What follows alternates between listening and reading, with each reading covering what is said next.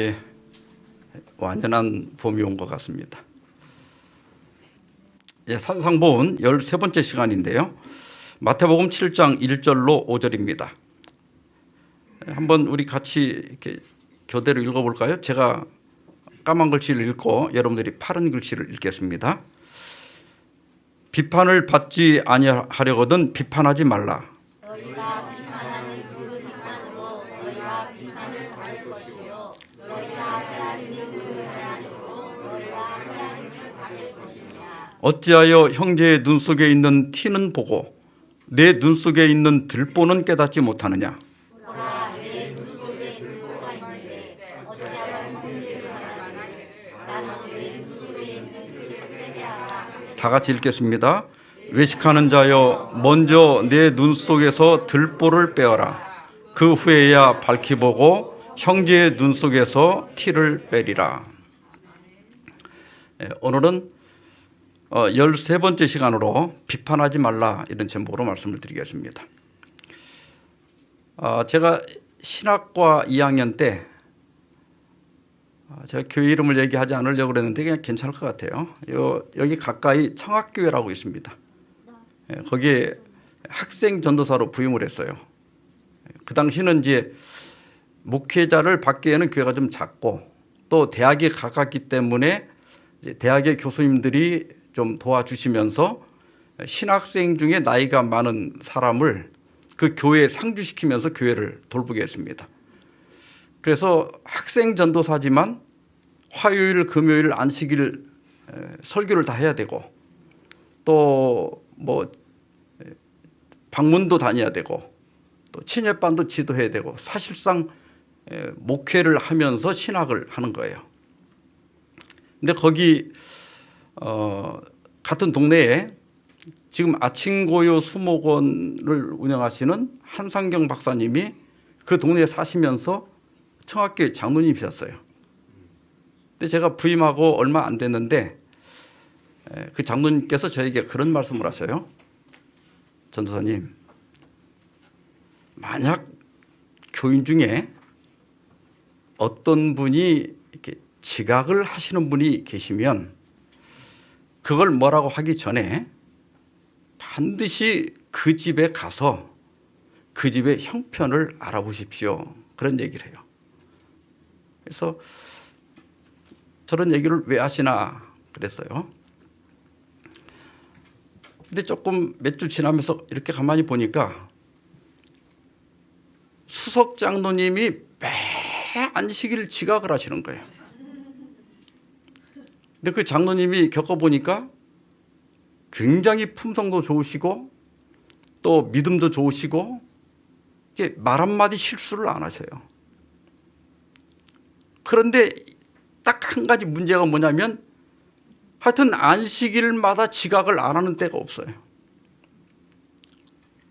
그래서 그 한 박사님 말씀이 생각이 나서 안식일 아침에 일찍 자전거를 타고 그 장로님 댁에 가서 멀리서 그 집을 좀 이렇게 둘러봤어요. 보니까 그 장로님께서 젖소를 여러 마리를 기르셔요. 보니까 그 젖을 다 짜야 돼요, 아침에. 그러니까 안식이라고 해서 젖을 안 짜고 넘어갈 수가 없는 거예요. 그리고 그 젖 짜는 기계가 또 엄청 크더라고요. 그걸 또 다 씻고 그다음에 그 짠 젖을 냉장고에다 넣고 그리고 이제 소가 밤새 똥을 쌌으니까 이제 그 똥을 다 치워내고 그다음에 짚을 깔아주고 이제 사료를 갖다 또 주고 그렇게 한 다음에서야 씻고 그 소 우리에서 일을 하셨으니까 냄새가 나잖아요. 그러니까 샤워를 안 할 수가 없죠. 그리고 식사를 하고 오시다 보니까 9시 반까지 도무지 시간을 맞춰서 교회 올 수가 없는 상황이에요. 그렇게 가서 그 형편을 이해하고 보니까 그분이 왜 지각하는지 알게 되고 그러니까 지각하는 게 전혀 이상하게 생각이 안 들고 그걸 보면서 뭐 비판하거나 이런 생각이 전혀 없는 거예요. 그때 제가 큰 교훈을 깨달았어요. 우리가 다른 사람들에 대하여 말하기는 쉽지만 그 사람이 왜 그렇게 행동하는지를 이해하기는 쉽지 않아요.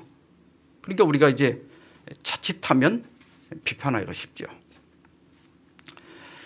오늘 본문에 비판하지 말라 이렇게 돼 있는데 대부분의 다른 번역들은 거의 다 판단하지 말라 이렇게 돼 있어요. 그리고 새 번역에서만 심판하지 말라 이렇게 돼 있습니다.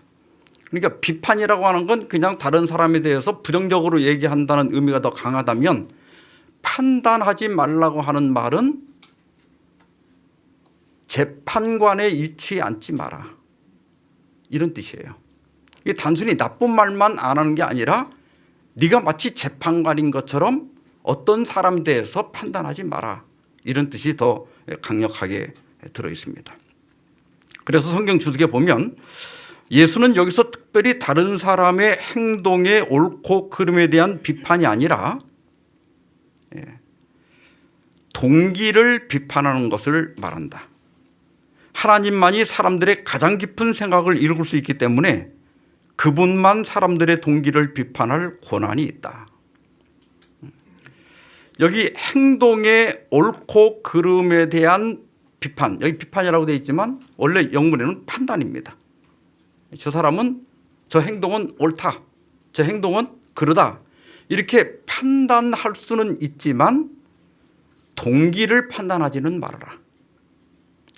그래서 예수님은 마태복음 5장 34절에서 나는 너희에게 이르노니 도무지 맹세하지 말지니 하면서 하늘로도 하지 말고 땅으로도 하지 말고 내 머리로도 하지 마라. 그러면서 37절에 오직 너희 말은 옳다 옳다 아니라 아니라 하라. 이에서 지나는 것은 악으로부터 나느니라. 우리가 분별력이 있죠. 그리고 볼 때 저건 옳다, 저건 그르다, 저것은 그르다 이렇게 판단할 수 있죠. 거기까지만 하라는 거예요. 그걸 넘어가는 것은 악으로부터 난다. 이 말은 뭐냐면 그건 사탄으로부터 온 것이다. 그러니까 다른 사람에 대하여 그 동기를 판단하는 것, 저 사람 믿음이 없어, 저 사람 아주 세속적이야, 이건 사탄의 정신이라는 거예요. 교회 지각하는 사람을 보면서 아, 지각하는구나, 그걸 깨닫는 건 우리가 분별력이 있기 때문에 그건 보이죠, 눈에. 근데 거기서 그쳐야지 저 수석장로가 돼갖고 어떻게 저렇게 모본이 안 되나, 믿음이 없네, 이렇게 그 사람에 대하여 판단하지 말라 이거예요. 이 말이 아까 우리 안 교장님도 잠깐 말씀했습니다. 안 교장님 하셨나요? 예. 죄는 미워하되 사람은 미워하지 마라. 그 말씀 아까 잠깐 누가 한 것 같은데요. 그러니까 죄는 미워하되 이 말은 뭐냐면 아닌 건 아니라고 하되 사람을 판단하지는 말아라 이 말이에요. 우리가 안식일 대신에 일요일에 예배드리는 것, 잘못됐다고 말하는 것은 전혀 잘못된 게 아니에요. 또 사람은 죽으면 그 영혼이 수면 상태에 있다가 예수님 오실 때 부활하는 건데, 헬라적 이원론적 사상을 그대로 기독교가 받아들여 가지고 죽은 다음에 영혼이 뭐 천당 간다 지옥 간다, 이거 아니다 이렇게 말하는 건 잘못이 아니에요. 근데 그 이상을 넘어가면 안 된다. 야고보도 야고보 5장 12절에서 내 형제들아 무엇보다도 맹세하지 말지니, 뭐 제가 이 말씀 안 드리려고 그랬는데 왜 자꾸 맹세하지 말라고 하는가 하면, 사람은 어떤 자기가 말을 한 것은 나중에 결국 행동으로 다 드러나게 돼 있어요. 그 말이 진실인지 아닌지는 나중에 보면 알아요. 그런데 행동에 자신이 없는 사람일수록 자꾸 어디다 맹세를 해. 내가 내 이름을 건다, 내가 뭐 교회 장로다, 내가 집사다, 이렇게 자꾸 이름을 걸려고 그래. 그게 자기가 행동에 자신이 없으니까 그러는 거거든. 그래서 맹세하지 말라는 거예요. 그렇게 안 해도 네가 한 말에 대해서 네가 행동으로 나중에 보여주면 된다. 굳이 맹세하지 않아도 된다 이 말이에요. 그러면서 오직 너희가 그렇다고 생각하는 것은 그렇다 하고 아니라고 생각하는 것은 아니라 하여 정죄받음을 면하라. 여기 정죄받음을 면하라 이 말은 뭐냐면 네가 심판받음을 면하라. 그러니까 우리가 그 이상을 넘어가는 거. 그 사람의 동기에 대해서 판단하고 사람 자체에 대해서 판단하는 그것은 우리가 하나님 자리에 앉는 것이고 그것에 대해서는 네가 오히려 하나님께 심판을 받을 것이다. 그 범위를 넘지 말라. 우리 교회가 어떤 문제가 있어가지고 그걸 직원에나 또 목사님에게 건의하는 것은 문제가 없어요. 예, 교회가 이런 걸 좀 고치면 좋겠습니다. 이건 좋은 거예요. 그런데 거기에다가 그 문제를 일으키는 사람에 대한 판단을 섞는 것은 남을 비판한 것이다. 예, 그것은 우리의 한계를 넘어가는 것이다. 그래서 교회 증언 5권 57, 58페이지 보면 그들의 말에 대하여 항의하면 어떤 사람들은 그것은 사실이다라고 말했다. 말한 사실이 진실이라고 하더라도 그것이 그대들의 행동을 정당화시켜주는가? 아니다. 결코 아니다.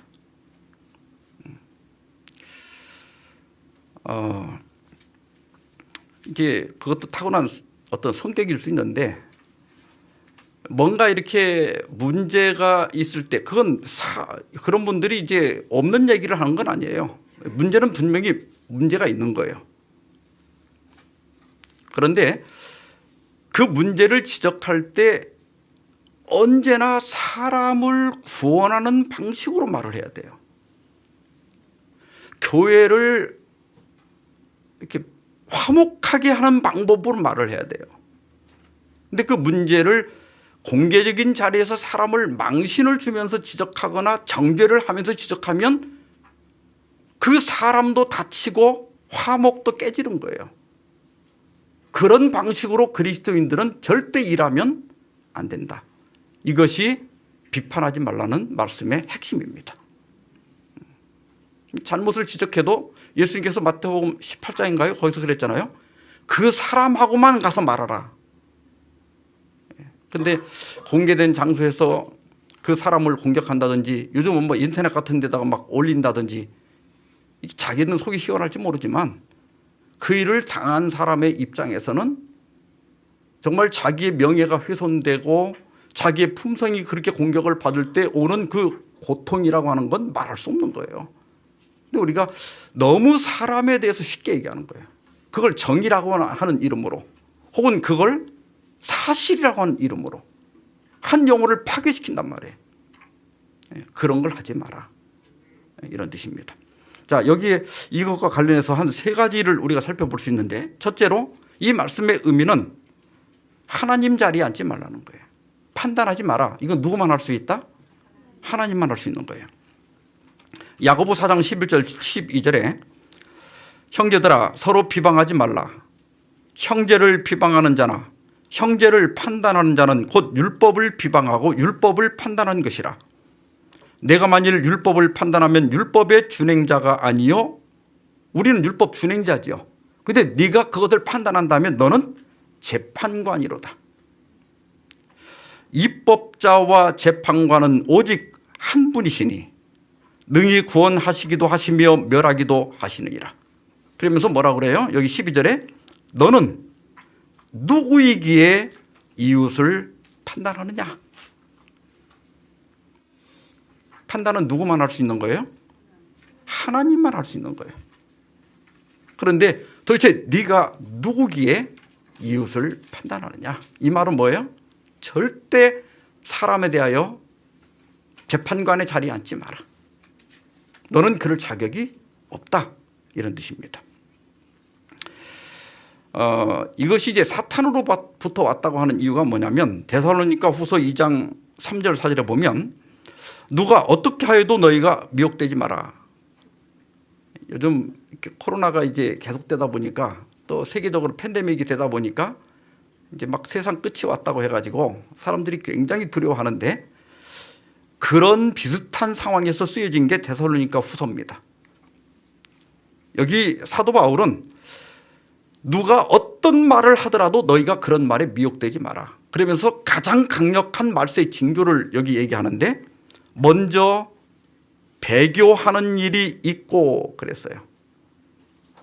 그러니까 공개적으로 하나님의 진리를 배교한다는 거예요. 그 다음에 저 불법의 사람 곧 멸망의 아들이 나타나기 전에는 그날이 이르지 아니하리니 그는 대적하는 자라. 여기 불법의 사람, 하나님의 법을 지키지 않는다는 거죠. 그 다음에 대적한다. 이 원문이 이제 안티케이마인데 안티라고 하는 말은 대적한다는 뜻도 있지만 안티, 대신한다는 뜻도 있어요. 대적한다, 대신한다. 그러니까 우리가 안티크라이스트 하면 적그리스도 그러죠. 근데 적그리스도가 그리스도를 대적하고 반대하는 것만 적그리스도가 아니라 자신이 그리스도라고 하는 가짜 그리스도가 적그리스도예요. 이게 대신하는 거죠. 그리스도의 자리에 앉아서 자기를 그리스도라고 주장하는 게 적그리스도예요. 이 안티의 의미가 그거예요. 그러면서 신이라고 불리는 모든 것과 숭배함을 받는 것에 대항하여 그 위에 자기를 높이고 하나님의 성전에 앉아 자기를 하나님이라고 내세우느니라. 이게 뭐라고요? 대적하는 거예요. 이것은 한 종교 체계가 그런 일을 할 것이다. 그런 예언입니다. 그러니까 이런 적그리스도가 활동을 시작하는 것이 예수님 재림의 가장 강력한 증거다. 근데 이것이 하나의 종교 체계지만은 작게 얘기하면 우리 교회 안에서도 우리가 적그리스도의 그 위치에 앉을 수 있어요. 교회 안에서 독재를 하는 거예요. 내 뜻대로 안 되면 그냥 막 공격을 하고 끝까지 고집을 부리고 뭐 어떤 직원에서 결정을 해도 소용도 없고 교회 안에서 그것이 바로 우리가 하나님 자리에 앉는 거예요. 가정에서도 보통 우리 옛날 남자들이 그렇게 많이 했는데 막 집에서 굴림을 하는 거예요.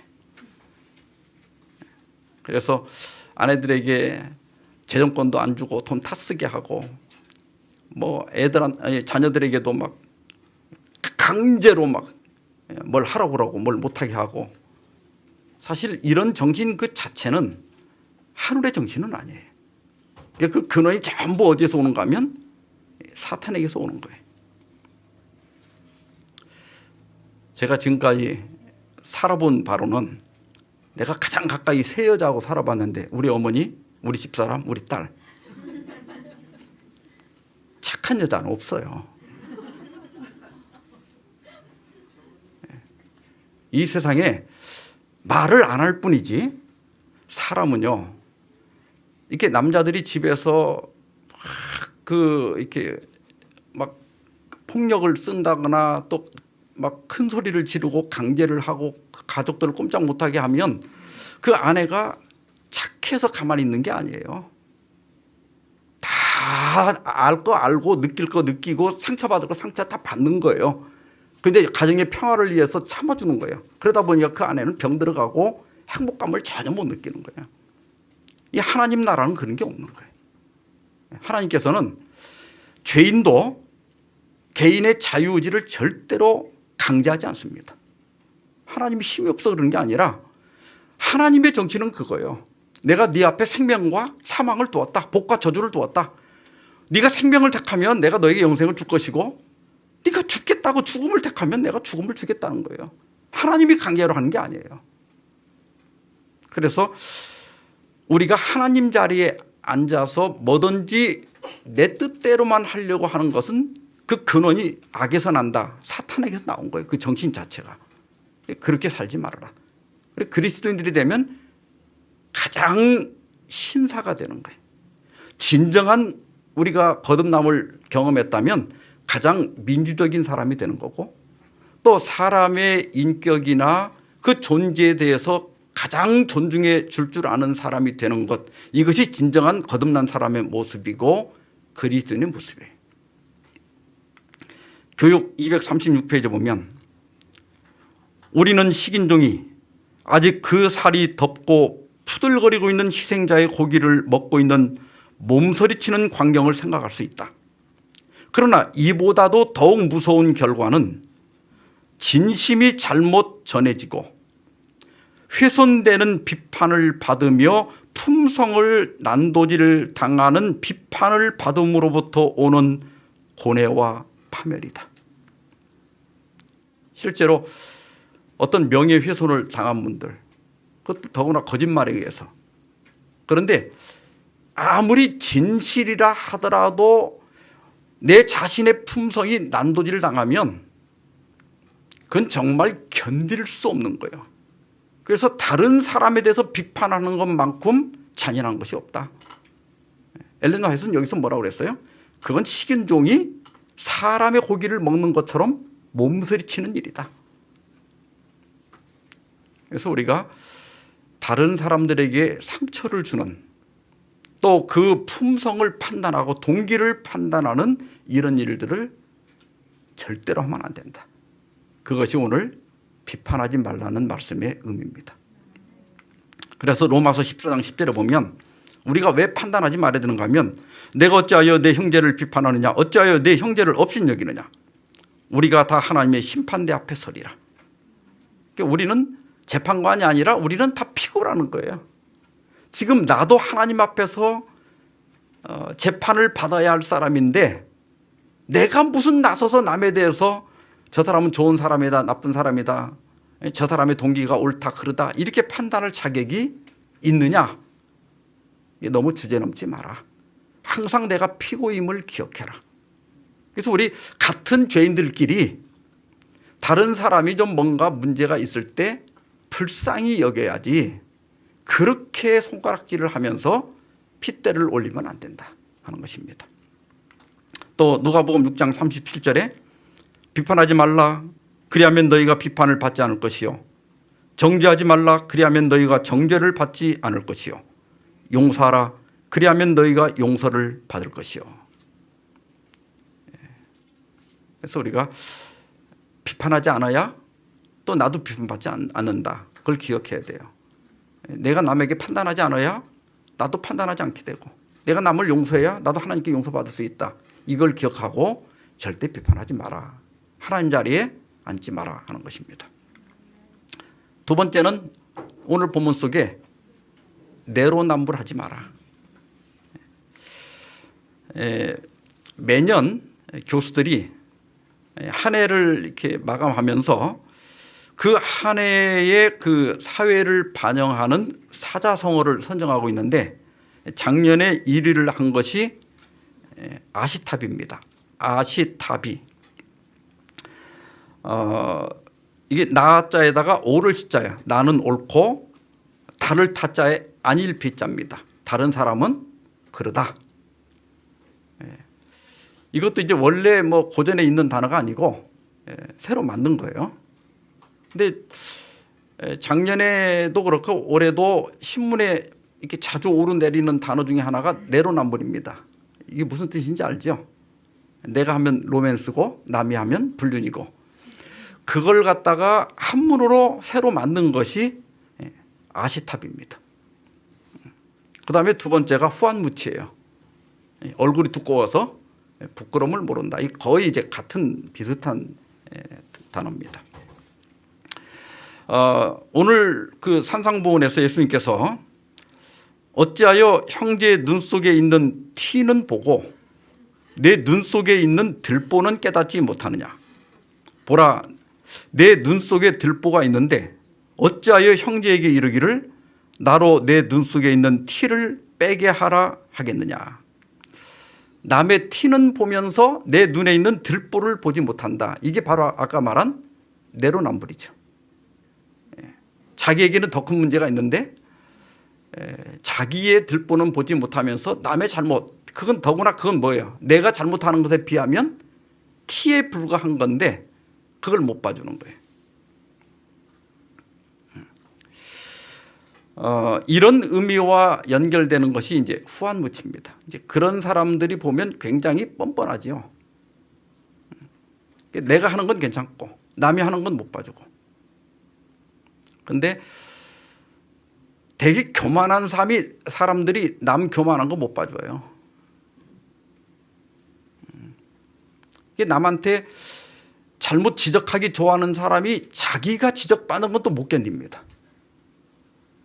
이게 완전 진짜 내로남불이죠. 어느 날 나단 선지자가 다윗 왕을 찾아와서 지금으로 말하면 예루살렘 그 국민청원 게시판에 올라온 한 사연을 왕에게 이제 보고를 합니다. 왕이시여, 여기 국민청원 게시판에 지금 한 청원이 올라왔는데 어느 동네에 두 사람이 살고 있었습니다. 근데 한 사람은 부자라 양과 소가 굉장히 많고 한 사람은 너무너무 가난해서 암양 새끼 한 마리를 키웠는데 그 암양을 얼마나 아끼는지 밥도 같이 먹고 잠도 같이 자고 딸처럼 키웠습니다. 그런데 어느 날 그 부잣집에 손님이 왔어요.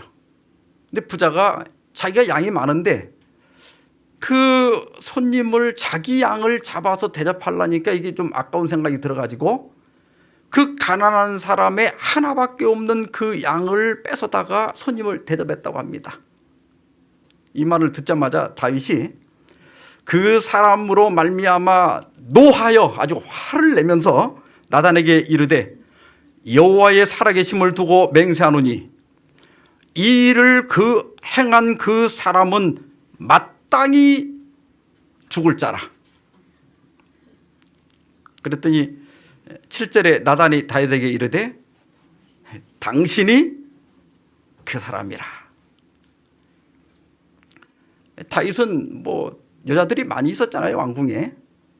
근데 그 우리아의 하나밖에 없는 그 아내 밧세바를 빼앗고 더구나 그 우리아를 또 죽이기까지 했지 않습니까? 그래서 이 나단은 그 이야기를 통해서 다윗이 자기에게 자기가 판단을 하게 한 거예요. 다윗이 지는 아내가 그렇게 많은데도 남의 그 하나밖에 없는 아내를 당연하게 뺏어와 놓고 그 양 한 마리 뺏어간 건 또 막 화를 내면서 이거 완전 내로남불이잖아요. 내가 하는 건 괜찮고.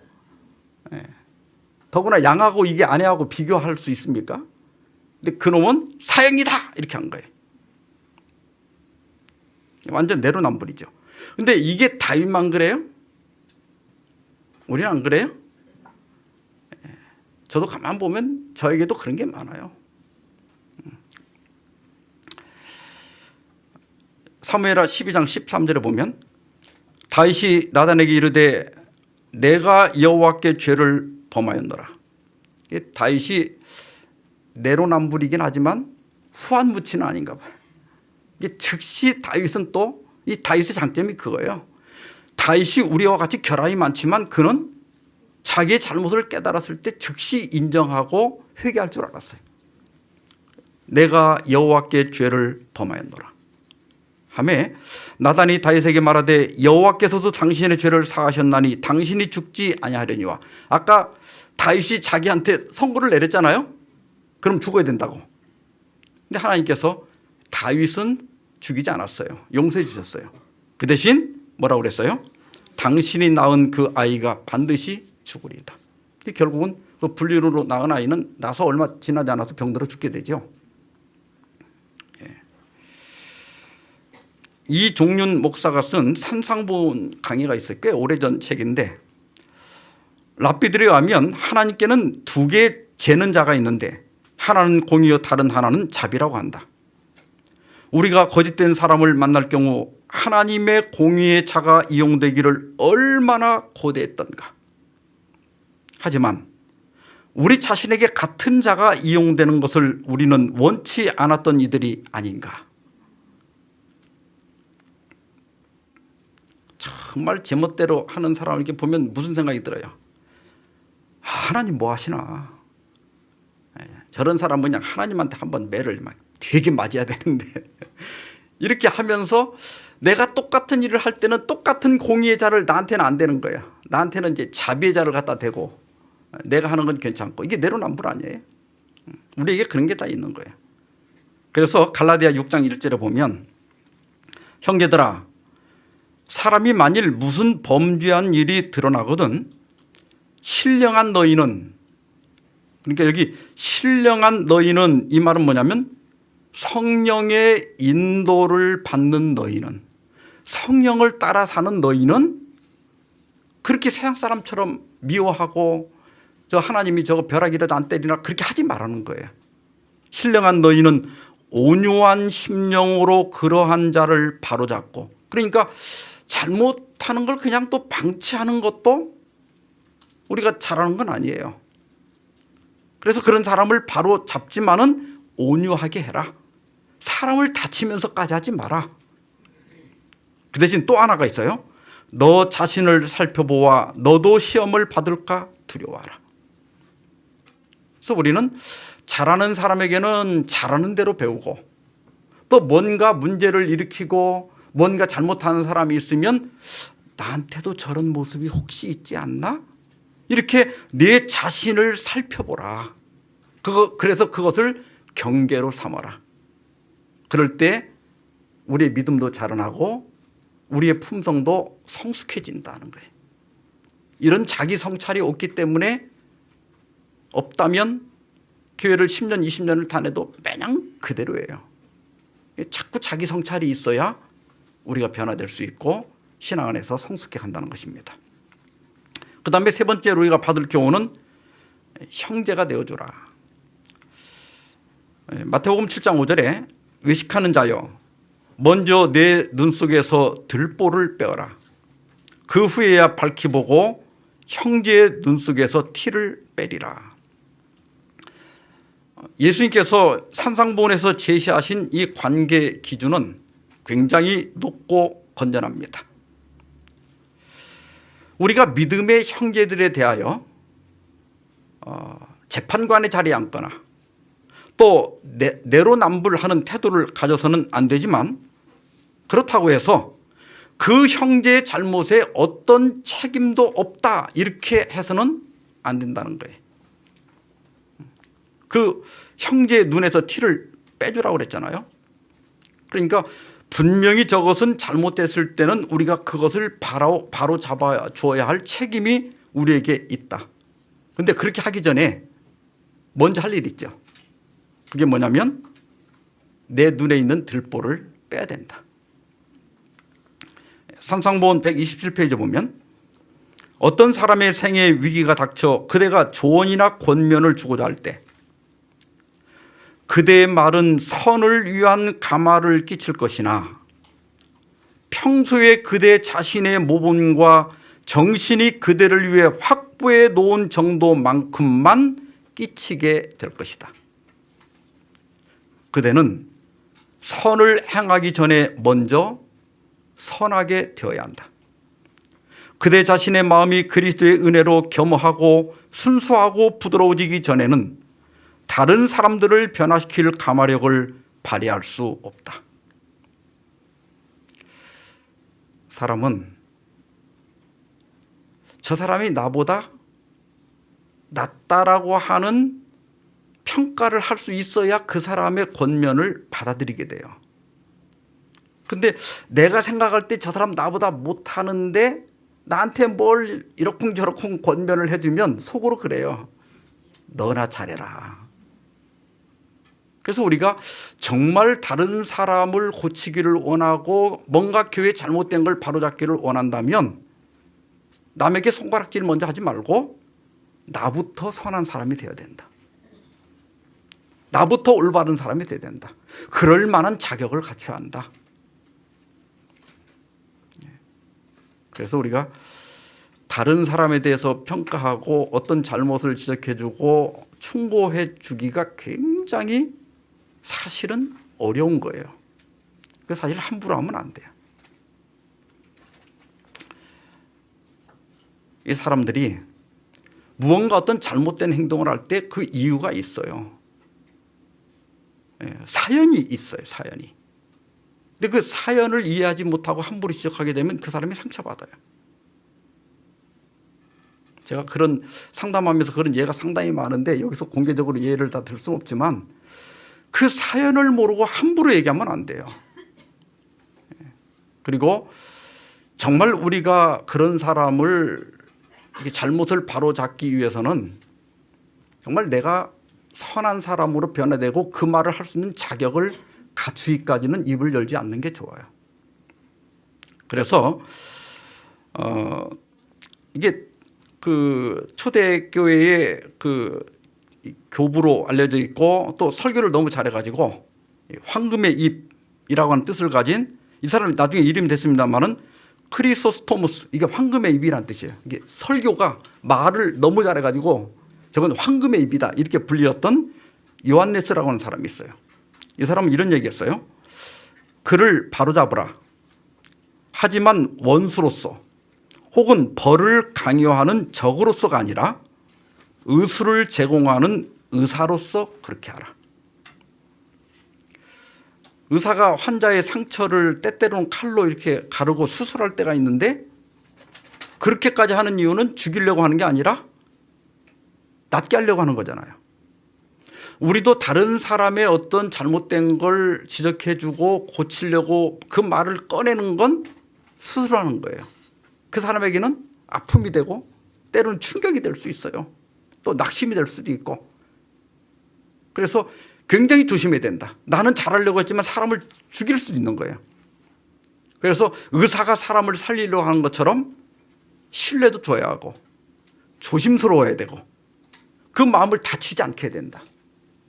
왜냐하면 사람을 구원하는 것이 목적이지 그 사람을 정죄하는 것이 목적이 아니기 때문에 그렇습니다. 그래서 우리는 언제나 사람을 귀하게 봐야 돼요. 제가 연수원에 있을 때 우리 사모님들 연수를 하면서 이제 교회 안에서 이 목회자들에게 어려움을 주는 분들이 꼭 있어요. 근데 제가 이제 그런 분들 문제를 다루면서 그래도 그분들은 저 교회 옆에 교회 안 들어오고 이렇게 지나가는 사람보다 그래도 교회에 이렇게 앉아있는 그게 더 낫지 않느냐 이런 얘기를 했거든요. 강의 끝난 다음에 몇 사모님들이 강력하게 항의를 하는 거예요. 그거 아니래. 얼마나 힘들었으면 그거 아니라는 거예요. 오늘 다 은혜를 받았는데 그건 아닌 것 같대요.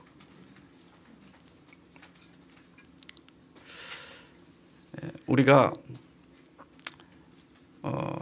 자칫하면 정말 저 사람은 내 눈에 안 보였으면 저 사람은 우리 교회에 안 나왔으면 이게 할 정도까지 이게 고집이 세고 자기 멋대로 하고 이런 분들이 있거든요. 근데 우리가 산상보훈에서 가르치는 모든 그 정신은 그건 하늘의 정신이 아니라는 거예요. 하나님의 나라는 뭐든지 민주적으로 하는 거예요. 우리 자녀들도 제가 요즘 이제 세미나 요청을 많이 하는데 그 요청이 전에는 안 들어오더니 요새 아버지 학교를 많이 해달라고 그러고 그다음에 자녀들의 신앙 다들 울면서 그래요. 목사님 우리 아이가 초등학교 때까지는 교회 같이 다녔어요. 중학교까지는 다녔어요. 근데 애들이 이제 대학교 다니고 청년이 돼가지고는 교회를 안 가려고 하는 거예요. 그런데 여기서 드릴 말씀인지는 모르지만 여러분 우리 자녀들을 진정으로 신앙으로 이끌기를 원한다면 사실 부부 사이가 좋아야 돼요. 근데 우리 아빠 엄마가 교회는 열심히 다니면서 그렇게 미워하고 그렇게 싸워대면 애들이 부모한테 보복할 다른 방법이 없거든요. 자기 부모가 싸우는 거 싫거든. 그러면 그 부모가 제일 원하는 걸 안 해갖고 보복하는 거예요. 저렇게 싸우면서 교회는 왜 다니나? 나는 교회 안 다닌다. 이런 심리가 생기는 거예요. 이게 애들 문제가 아니야 이게. 그래서 부부간에도 산상보훈에 말씀하신 대로 우리가 피차에 존중하고 사람을 귀하게 여기고 의지를 강제하지 말고 이런 게 너무 많아. 자녀들도 결혼해서 제가 이렇게 보면 그 아이들을 만나보면 애들은 아무 문제가 없어요. 부모만 끼어들지 말고 부모만 간섭하지 않으면 지네들끼리 잘 살 건데 부모가 끼어들어갖고 이게 막 이혼 문제가 나올 정도까지 이게 못 사는 거예요. 제가 이해가 안 되는 게 내가 낳은 내 아들도 1년 내가 전화 한두 통화밖에 안 하는데 왜 남의 딸을 데려다 놓고 일주일에 한 번씩 전화해라, 아침마다 전화해라, 그걸 왜 하냐고. 남의 딸한테. 우리 아들도 못하는 걸. 그래갖고 그렇게 괴롭히는 거예요. 자기는 뭘 가르친다고 그러는데 그게 가르치는 게 아니야. 그냥 놔두는 게 제일 좋아. 다 그게 하나님 자리에 앉는 거예요. 어차피 말해봐야 듣지도 않을 거고. 그러니까 우리가 이 산상보훈에서 배워야 될 게 뭐냐면 그 개인의 자유의지와 선택, 또 그 사람의 인격, 이런 걸 존중하라는 거예요. 그게 부모 자식이 됐던 교인 사이가 됐던 서로 간에 존중해 주라는 거예요. 그래서 말을 하더라도 조심스럽게 해야 돼요. 근데 애들한테 신앙에 대한 얘기도 이제 애들이 일단 커놓으면 가란다고 가고 뭐 가지 말란다고 안 가고 그럴 건 아니거든요. 뒤에서 기도하고. 그러나 이제 1년에 한두 번 정도 카톡이라도 이렇게 보낼 필요는 있어요. 엄마는 너를 위해서 기도하고 있다. 너는 하나님의 딸이야. 너 하나님의 아들이야. 너는 하나님을 살아야 돼. 요거 한 번만 해야 돼. 그걸 맨 시간마다 하면 그거 나중에 읽어보지도 않아. 이게 뭐든지 우리가 하나님의 살아계심을 안다면 하나님께 맡길 줄도 알아야 돼요. 그리고 기다리면 돼요. 산상보훈 128페이지입니다. 잘못을 범한 형제를 구원하기 위하여 체면은 물론 생명이라도 버릴 수 있다는 것을 느낄 때 비로소 그대는 눈에서 들보를 빼고 형제를 도와줄 준비를 갖추게 된다. 그러니까 우리가 좋은 말이라도 바른 말이라도 진정한 사랑이 느껴지지 않으면 그 상대방이 받아들이지 않는다는 거죠. 내 눈에 들보를 빼라는 것은 우리의 모든 동기가 진정한 사랑. 내가 자식 사랑해서 잔소리하지요. 그러나 그건 옳은 사랑은 아니에요. 그냥 내 뜻대로 하려고 하는 사랑이지. 옳은 사랑은 그 상대방도 존중하는 거예요. 그리고 기다릴 줄 아는 거예요. 그리고 내가 못하는 것은 또 하나님께 맡길 줄도 아는 것. 이게 믿음이다. 그래서 우리 가정이나 교회나 이 세상을 볼 때 내가 다 간섭하지 않아도 웬만하면 다 돌아가게 돼 있다. 우리 자식들도 내가 너무 걱정하지 않아도 다 그럭저럭 살게 돼 있고 교회도 그럭저럭 되게 돼 있고 세상도 돌아가게 돼 있다. 그래서 너무 그렇게 열불을 내고 핏대를 올리고 싸워가면서까지 할 필요는 없다. 이것이 오늘 마태복음 7장에서 예수님께서 주시는 비판하지 말라 이런 뜻입니다. 모쪼록 우리가 서로를 존중하고 서로를 아끼고 또 서로를 사랑함으로써 우리가 사는 가정, 우리가 모이는 이 교회가 진정한 하나님의 나라가 되기를 바라면서 말씀 마치겠습니다.